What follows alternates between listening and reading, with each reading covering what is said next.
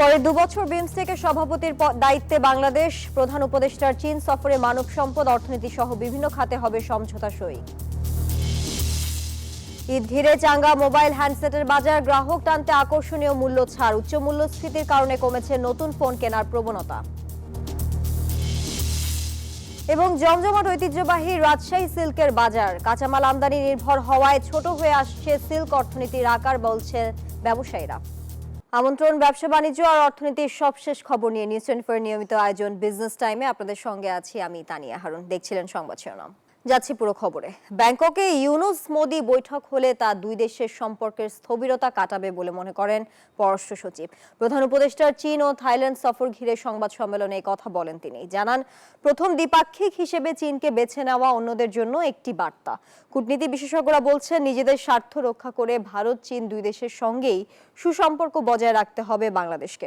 বিস্তারিত জানাচ্ছেন প্রমা চৌধুরী।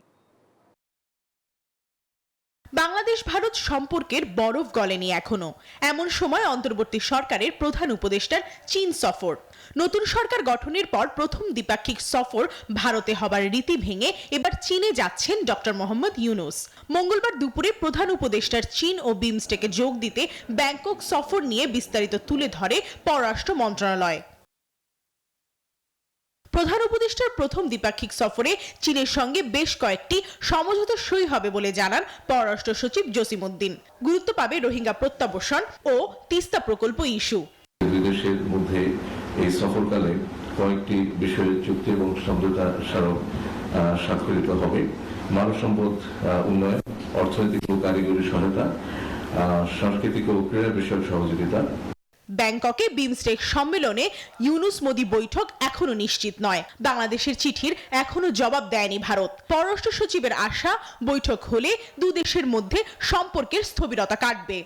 আমরা আশা করি যে বৈঠকগুলি অনুষ্ঠিত হয় তাহলে আমাদের দ্বিপাক্ষিক সম্পর্কে যে সৃষ্ট স্থবিরতা সেটা কেটে যাওয়ার সম্ভাবনা আছে। আমাদের দিক থেকে আমরা বলতে পারি যে আমরা এই বৈঠকের জন্য প্রস্তুত আছি। তবে ভারত বাংলাদেশ সম্পর্কের এই বাস্তবতায় প্রধান উপদেষ্টার চীন সফরকে গুরুত্ব সহকারে দেখছেন বিশেষজ্ঞরা। নিজেদের স্বার্থ রক্ষা করে বহুপাক্ষীয় আলোচনার সুযোগ আছে বলে মনে করেন তারা।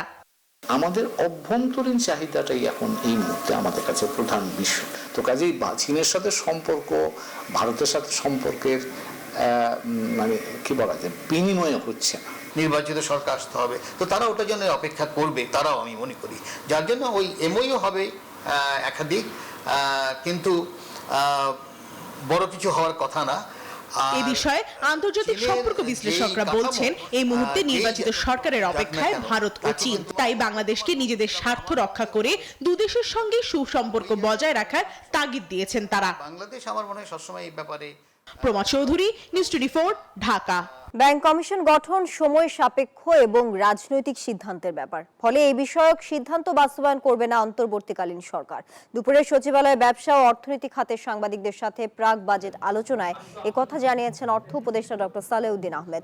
এ সময় তিনি জানান, আগামীতে দুর্বল বা খারাপ ব্যাংকগুলো যেন পরিস্থিতি থেকে বেরিয়ে যেতে পারে, সেজন্য ব্যাংক রেজুলেশন অ্যাক্টের মাধ্যমে আইন করে যাবেন তারা, যার ফলে আমানতকারীদের অর্থ ফেরত পাওয়া নিশ্চিত হবে। বর্তমান পরিস্থিতিতে ব্যবসায়ীদের মধ্যে ভয় আছে বলে স্বীকার করেন অর্থ উপদেষ্টা। তবে তাদের আশ্বস্ত করে সালাউদ্দিন আহমেদ বলেন, কোনো ব্যবসায়িক হিসেব বন্ধ করেনি অন্তর্বর্তী সরকার, বন্ধ করা হয়েছে ব্যক্তি হিসেব। এপ্রিলের বিনিয়োগ সামিটের মধ্য দিয়ে দেশে আকর্ষণীয় কিছু বিনিয়োগের প্রত্যাশাও করেন অর্থ উপদেষ্টা।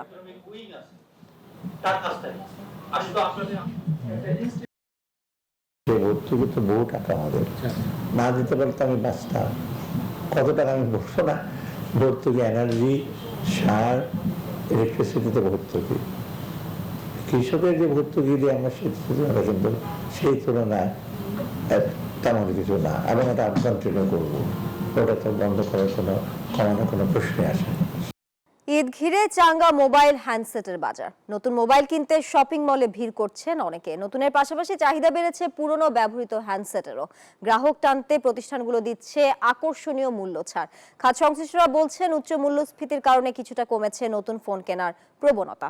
জহিরুল টুটুলের তোলা ছবিতে আরো জানাচ্ছেন মরিয়ম আজিজ মৌরিন।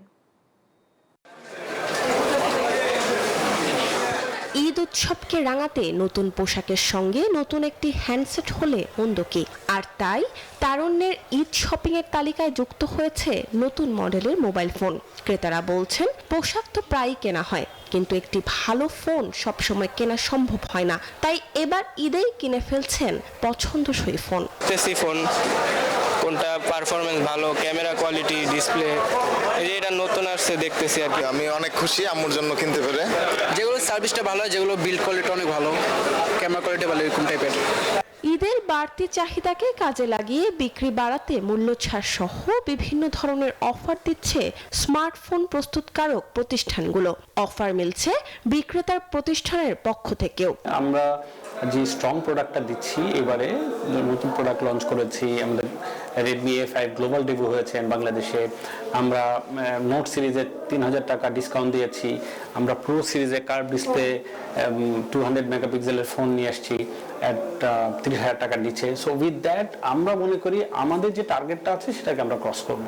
খাত সংশ্লিষ্টরা বলছেন, স্মার্টফোন কেনার ক্ষেত্রে মানুষের চাহিদা ও পছন্দ প্রতিনিয়ত পরিবর্তিত হচ্ছে। উচ্চ মূল্যস্ফীতির কারণে কমেছে নতুন ফোন কেনার প্রবণতা, বিপরীতে বাড়ছে কিছুটা কম দামে সেকেন্ড হ্যান্ড ফোনের চাহিদা। লাস্ট ইয়ার থেকে এই বছরের মার্কেট শেয়ার অনেক ডাউন, 20-30% ডাউন। এরপরে যেটা হচ্ছে, আমাদের যারা ম্যানুফ্যাকচারার, আমরা প্রোডাক্ট ম্যানুফ্যাকচার করি বা বৈধ যারা ব্যবসায়ী, এখানে আরেকটা গ্রে মার্কেট আর একটা বড় একটা ইম্প্যাক্ট, যে চোরাইভাবে ফোন বাজারে চলে আসছে, যেটা আমাদের স্টেকের বাইরে মার্কেটের 40% দখল করে আসছে।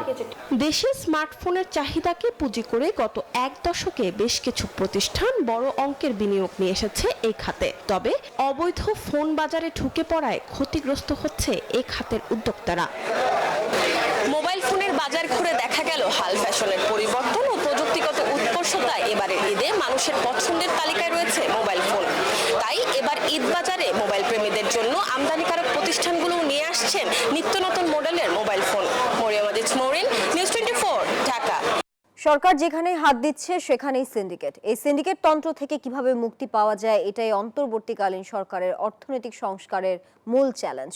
সকালে রাজধানীর পল্টনে ERF অডিটোরিয়ামে আয়োজিত এক সেমিনারে এমন মন্তব্য করেছেন প্রধান উপদেষ্টার আন্তর্জাতিক বিষয়ক বিশেষ দূত লুৎফে সিদ্দিকী। সরকারকে গতিশীল করার উদ্যোগ নেওয়া হয়েছে মন্তব্য করে বিশেষ দূত জানান, কেবল সুশাসন নিশ্চিত করেই চট্টগ্রাম বন্দরের সক্ষমতা বাড়ানো হয়েছে। মন্তব্য করেন, প্রতিদিন নির্বাচন কবে হবে এই প্রশ্ন না করে সবার উচিত সরকারি দপ্তরগুলো কেন নিজের দায়িত্ব ঠিকঠাক পালন করছে না সেই প্রশ্ন করা।